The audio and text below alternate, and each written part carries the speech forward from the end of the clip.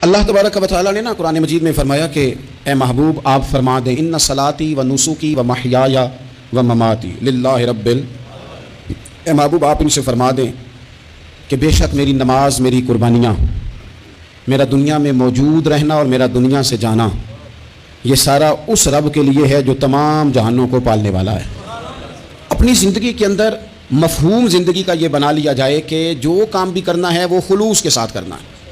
یہ جو ریاکاری ہوتی ہے نا، دکھاوا، یہ انسان کو ذہنی اذیت کا شکار کر دیتا ہے۔ دکھلاوے والا آدمی پھر ہر وقت اس ماحول میں رہتا ہے کہ کسی نے دیکھا کہ نہیں۔ میں نے دیکھا ہے کہ لوگ تعریف کے اتنے بھوکے ہو جاتے ہیں کہ وہ ان کاموں کی بھی تعریف مانگتے ہیں جو انہوں نے کیے ہی نہیں ہوتے۔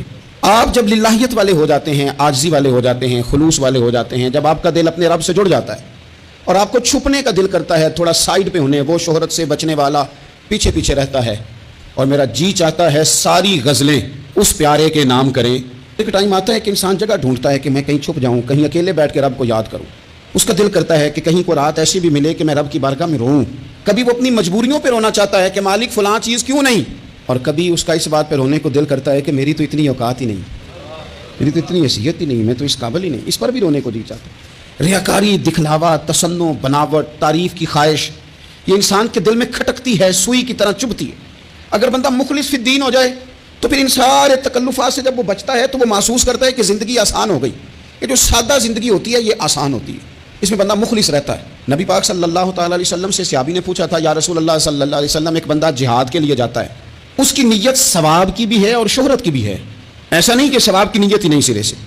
اس کا خیال یہ ہے کہ مجھے اللہ کے حضور سے اجر بھی ملے گا، اور چلو جب میں جہاد کروں گا، مجاہد بنوں گا تو پھر میری شہرت بھی ہو جائے گی۔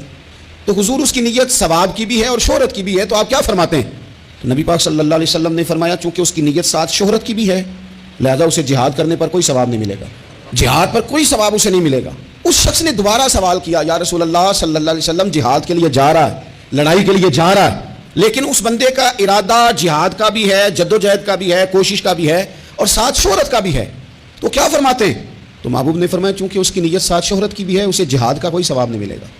اس نے تیسری دفعہ عرض کی، حضور اس کی نیت شہرت کی بھی ہے اور جہاد کی بھی ہے، تو کیا حکم ہے؟